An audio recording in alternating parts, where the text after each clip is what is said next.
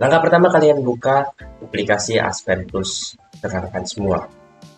Oke, kita langsung buat project baru di sini, tekan new, kemudian pilih template-nya, kita pakai yang Chemical with English Unit gitu ya. Kemudian kita open. Dan akan muncul tampilan seperti ini. Nah, sedikit saya jelaskan gitu ya. Di sini yang pertama ada unit atau satuan. Ada banyak sekali satuan yang dapat digunakan, eng, mat, matbar, kemudian matcam. Kita gunakan satuan eng saja. Kemudian setelah itu, jika kalian penasaran gitu ya, sebenarnya apa sih yang diperlukan dalam properties, kita bisa ke menu pertolongan atau help. Nah, ketika kita cari gitu ya, apa itu Aspen akan dijawab di sini. Kita akan tahu apa itu Aspen di sini. Kemudian karena kita mau tahu terkait properties gitu ya, kita buka di bagian properties. Kemudian kita buka di bagian overview aja. Jadi di overview kita jadi tahu nih isi dari properties itu apa aja. Ya. Nih, jadi di properties ada banyak ya. Ada specific komponen, kemudian physical property method, kemudian analysis properties. Nah, nanti di sini fokusnya kita ada di komponen, kemudian property method, dan nanti analisis properties. Sedikit estimasi sama regresi gitu ya. Untuk niche akan kita pelajari sedikit aja. Oke. Langsung aja kita di bagian komponen. Komponen kalian bisa tahu nih apa sih sebenarnya komponen. Nah, komponen itu yang akan kita pilih atau yang akan dimasukkan ke dalam simulasi kita. Oke, langsung aja. Kita sudah tahu terkait help gitu ya. Jadi kalau misalnya ada apa-apa, nggak tahu gitu ya. Nah, kalian nggak tahu, bisa langsung buka help. Kemudian di sini ada bagian cek status. Artinya ketika tanda merah ini, kemudian ada tulisan seperti ini, pengisian datanya belum lengkap. Pengisian datanya belum lengkap. Sehingga di sini kita isi dulu. Kita di sini pakai beberapa senyawa, misal kita kasih yang sederhana, kita pakai air dulu. Air kita input. Oke, setelah input nanti masukkan add slide compound, nanti masuk ke dalam sini. Kemudian kita pilih alkohol gitu ya, jadi etanol.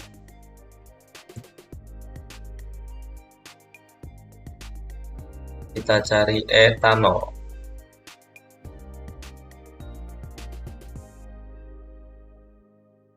Etanol, oke. Add.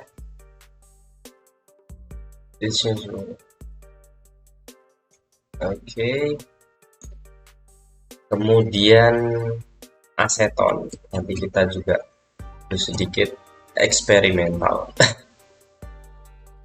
Sorry, nggak sedikit batuk ya. Aseton, add compound. Kemudian hexan gitu ya. Compound sama methyl ethyl keton. Methyl ethyl keton. Oke, kita ada beberapa senyawa di sini, kemudian kita akan lakukan analisis sedikit. Nah, kemudian kalau udah gimana? Kita tekan next. Nah, di sini akan muncul seperti ini gitu ya, ada source-nya FLA, ini vapor liquid equilibrium gitu ya. Kemudian ada komponennya apa? Di sini sudah dijelaskan semua. Kemudian kalau udah, kita next lagi. Oke, kita run. Nah, di sini kan kita belum masukin metodenya ya. Biasanya metodenya langsung otomatis, tetapi kalau misalnya kita mau ubah gitu ya, kita bisa ubah di sini. Common ini ya, metode filternya ada banyak, itu ada banyak. Kemudian kita pilih yang paling atas saja gitu ya. Kemudian base metodenya. dari common. Itu ada banyak sekali, ada ideal NRTL, kemudian ada banyak jenisnya kita pakai NRTL. Nah, untuk alasannya, jadi ada juga sebenarnya di Hub, tapi untuk mempermudah kita, jadi saya dapat dari Aspenbus Chemical Engineering Application, karyanya Kamal. Jadi melakukan rangkuman supaya lebih mudah dipahami. Jadi untuk pertama gitu ya, kalau kalian punya komponen kemudian bingung metodenya, maka harus tahu polaritas dari senyawanya. Jadi senyawa yang Anda pilih itu bersifat polar atau non polar. Contohnya air. Air itu kan sifatnya polar, maka akan pilih ke bagian yes. Itu. Nah, atau misal non polar gitu ya. Kita klasifikasikan lagi, muncul pertanyaan baru gitu ya, real atau enggak. Kalau enggak real, ada pertanyaan lagi, high pressure atau enggak. Kalau enggak, berarti kan operasinya vakum. Kalau vakum, bisa pilih dua ini, BK 10 atau ideal. Kalau tekanannya tinggi di atas 1 atm, bisa 3 metode ini. Kemudian kalau misalnya ternyata senyawanya real, kemudian sifatnya non-polar, bisa menggunakan ke-6 metode ini. Bisa pilih salah satu. Nah, kemudian kapan pilih salah satu dari ke-6 ini? Pengrop, RK, POK, atau PRUM, RKS, BM, atau SRK. Nanti kalian evaluasi. Ya. Nilai mana yang akurasinya paling baik. Kemudian, jika senyawanya polar, klasifikasikan lagi elektrolit atau non-elektrolit. Kalau misalnya elektrolit, kita gunakan elektrolit NRTL. Kalau enggak, muncul pertanyaan baru lagi. Tekanan tinggi atau enggak? Di sini kalau elektrolit ya biasanya 10 bar gitu ya. 10 bar itu berapa ATM? Sebenarnya kita bisa cek di sini. 10 bar itu berapa ATM? Tapi untuk mudah gitu ya, 10 bar tuh ATM. Jadi, kalau nggak ke saya 10 bar itu 10 ATM 9,8 gitu ya. Selanjutnya ini nanti akan saya bagikan gitu ya. Kalau misalnya kalian minta gitu, bisa langsung komen aja. Ini saya permudah dengan warna yang menarik gitu ya, yang saya ambil dari Aspenbus Chemical Engineering Application. Nah, kemudian setelah itu parameter interaksinya diketahui atau enggak. Kalau misalnya tidak diketahui, muncul pertanyaan baru lagi, liquid equilibrium atau enggak. Atau fasenya ternyata liquid, kalau iya gitu ya, diketahui interaksinya, pertanyaannya sama, liquid equilibrium atau enggak. Nah, nanti bisa persamaan yang akan digunakan ini. Oke, lanjut kita buka aspeknya lagi. Kita gunakan NRTL, larutan elektrolit, senyawanya termasuk polar, ada water gitu ya, ada air. Kemudian kita running, karena tadi sudah di running gitu ya, maka sudah komplit. Ini bukti komplitnya. Stabil generation begin, stabil generation complete, dan cek statusnya result available. Kemudian taruhlah kita mau melakukan analisis. Di sini kita home gitu ya, analisis binary. Kita mau lihat interaksi antar dua senyawa. Nah, buat analisis baru, kita ambil contoh air dengan alkohol. Ini sangat penting gitu ya. Kita ubah satuan unitnya jadi Celsius saja. Kemudian temperaturnya kita ubah ke 25 standarnya gitu ya. Setelah itu ininya NRTL, vapor liquid, oke. Bagian calculation approach-nya through component. Saran apa sebenarnya hasilnya? Oke, hasilnya seperti ini. Kita ubah ke tekanan ATM. Oke. Sederhananya gini.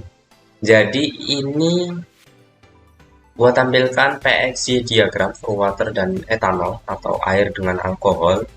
Kemudian sumbu X ini fraksi mol liquid per vapor. Jadi cairan terhadap fase gas gitu ya. Dari senyawa alkohol. Kemudian di sini ada pressure diubah dalam tekanan 1 atm tadi. Kemudian ini ada titik perubahan fase. Jadi cara bacanya gini. Jadi kalau misalnya kita melakukan perancangan menggunakan menara destilasi gitu ya, dengan pemisahan destilasi, maksudnya etanol dengan alkohol, etanol dengan air atau alkohol dengan air, maka titik maksimal pemurniannya hanya berada di sekitar 95. So, hanya di sekitar sini. Karena apa? Karena di sini ada titik azeotrop, titik maksimal pemisahan. Gitu ya. Jadi ini sebenarnya menunjukkan titik bubble point dan dew point gitu ya dari senyawanya, dari campuran antara air dengan etanol. Nah, kemudian kalau campuran kita tahu ya, biasanya pemurnian itu alkohol hanya di 95%, pasti ada kandungan airnya. Pasti itu. Karena memang kalau menggunakan pemisahan sederhana menggunakan destilasi, maka titik maksimalnya itu hanya di 95 karena punya titik azeotrop. Gitu. Nah, kemudian gimana kalau mau meningkatin kemurniannya? Biasanya ada alat tambahan. Menggunakan absorben untuk menjerap airnya, sehingga kemurniannya bisa sampai 99%. Makanya kalau misalnya kita beli alkohol dengan kemurnian yang tinggi, pasti harganya mahal. Karena pemisahannya akan jauh lebih kompleks lagi gitu. Kemudian semisal kita mau analisis yang lain gitu ya, analisis binary lagi gitu, antara metil etil keton dengan heksan gitu ya. Kemudian di sini kita ambil heksan, kanannya kita ambil PXY. Kemudian ambil Celsius di standar temperatur 25. Kemudian calculation action, NRTL, vapor liquid, pastikan semuanya normal, kemudian di running. Sedangkan di sini gitu ya, ini ternyata nggak ada nih, bukan pemisahannya bisa sempurna kalau dilakukan destilasi. Jika kita lihat hubungan pressure dengan fraksi gitu ya. Sedangkan di binary yang plot tadi yang pertama itu ada titik azeotrop. Itu.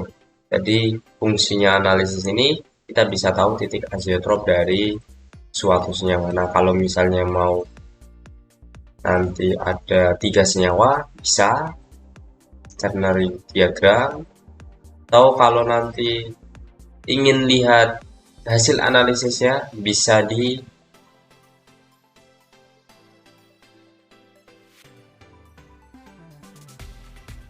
bagian simulasi ya.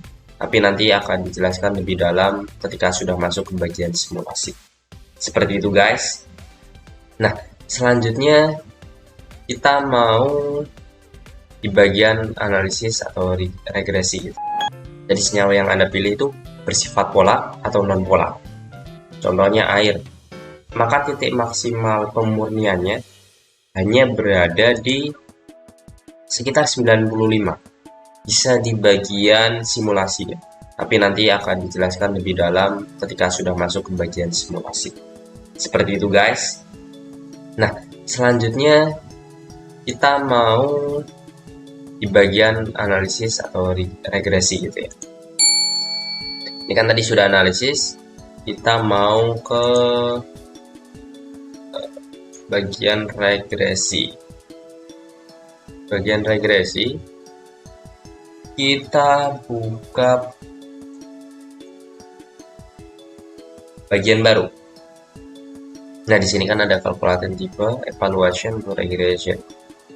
Nah, nanti di sini ada datasetnya, kita masukkan dataset, kemudian weight-nya berapa, konsistensinya, reject datanya, test metodenya, area toleransinya, seberapa besar toleransinya, kemudian poin toleransinya. Sorry, sebelum itu kita buka list dulu, binary nature.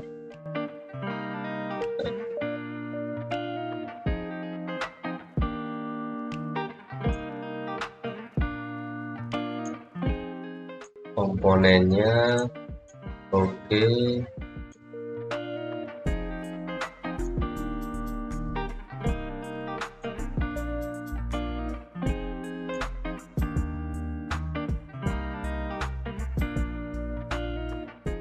Oke, akan muncul seperti ini gitu ya. Excess enthalpy-nya, binary FLA, azeotrope datanya di sini. Oke, jadi azeotrope datanya itu ada 3 poin gitu ya. Di temperature range-nya di 308 sampai 366. Kemudian pressure range-nya segini. Binary FLA. Kemudian konsistensi tesnya isothermal di 333 Kelvin gitu ya. Terus run konsistensi. Oke.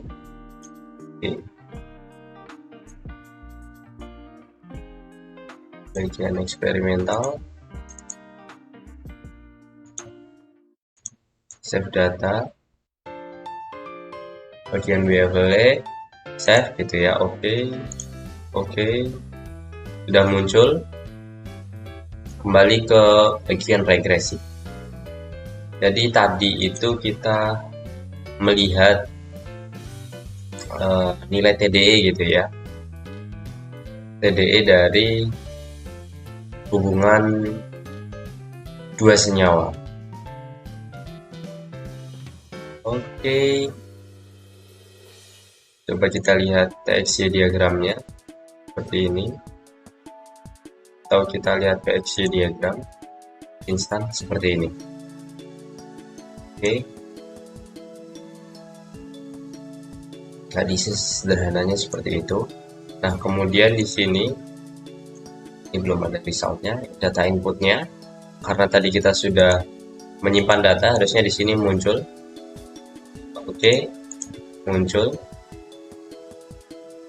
BLV, BVLA bagian 1. Itu datanya kita munculkan dari save sebelumnya, save data sebelumnya antara metil dengan heksa. Sebenarnya bisa kalau mau dari antara air dengan alkohol juga bisa. Oke, masuk ke input data lagi, running gitu ya parameternya, dan sudah clear. Kemudian parameter binary parameter. Aku mau hapus dulu sebentar ininya.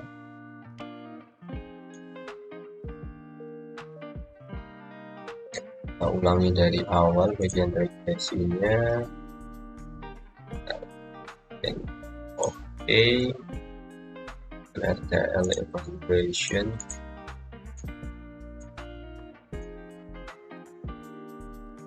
Oke, dan ini nggak usah konsistensi sama dicek datanya, kita next. Oke, run. Ini kalau misalnya kalian nanti ada beberapa project untuk regresinya gitu ya, bisa pilih run, bisa pilih mana regresi yang ingin di run. Ini kan kebetulan lagi satu, kita pindah ke sisi kanan, di oke. Di sini udah dilakukan evaluasi, kita bisa lihat. Oke, grafiknya hanya satu titik gitu ya, karena memang tadi regresinya belum dipilih beberapa titik. Oke.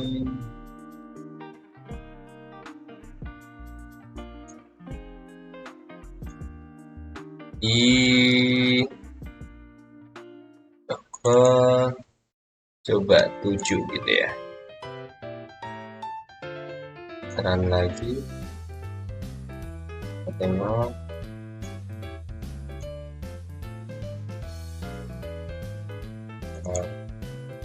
Coba dulu run lagi,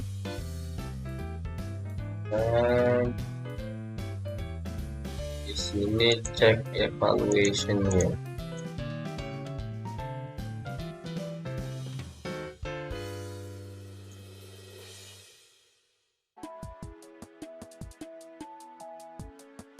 Soalnya bagian evaluation.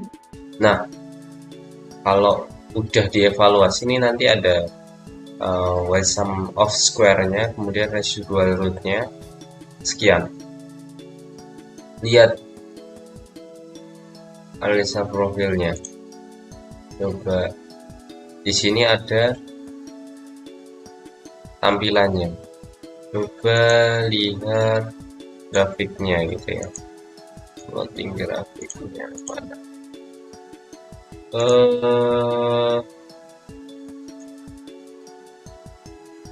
Regression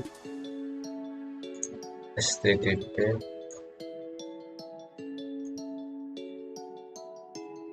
Ini regresinya. Coba tampilannya dibuat sedikit menarik gitu ya.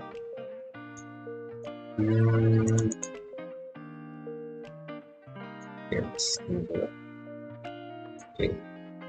Nah, seperti ini. Jadi tampilannya kurang lebih kayak gini. Eksperimennya, di sini ada estimasinya. Ini hijau, ini biru, ini garis linear ya. Karena kita pakai regresi, kita ubah ke bagian regresi.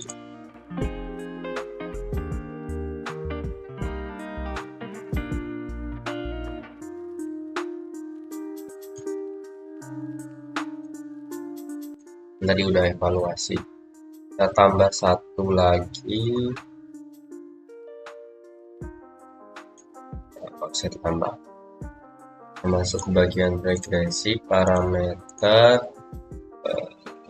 pilih binary, kemudian ininya NRTL, Hexan, ya, kemudian ini jadi elemen 1, jadi elemen 2,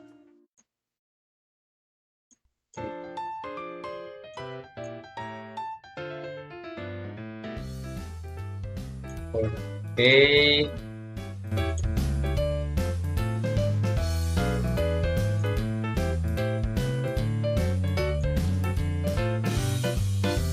Setelah itu coba sedikit melakukan eksperimen gitu ya. Oke, udah, masih ada beberapa parameter. Memang parameter otomatis ya.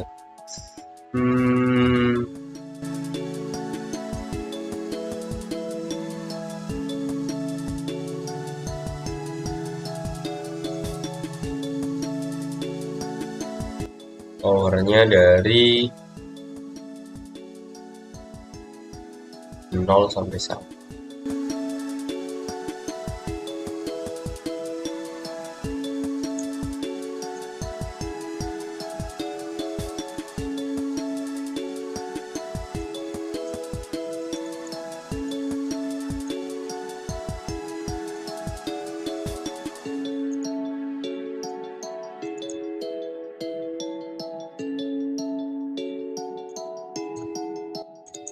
Oke.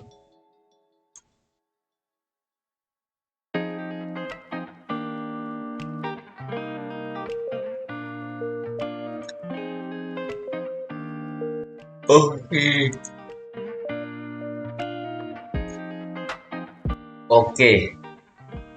ternyata ada salah di komponennya. Oke, ketika di run,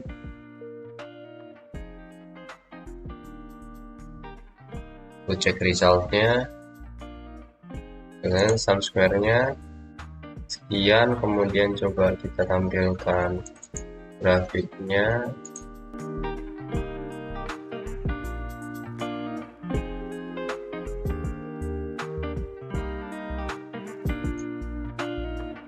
Nah, jadi jauh lebih sempurna. Coba sebelumnya seperti ini gitu ya.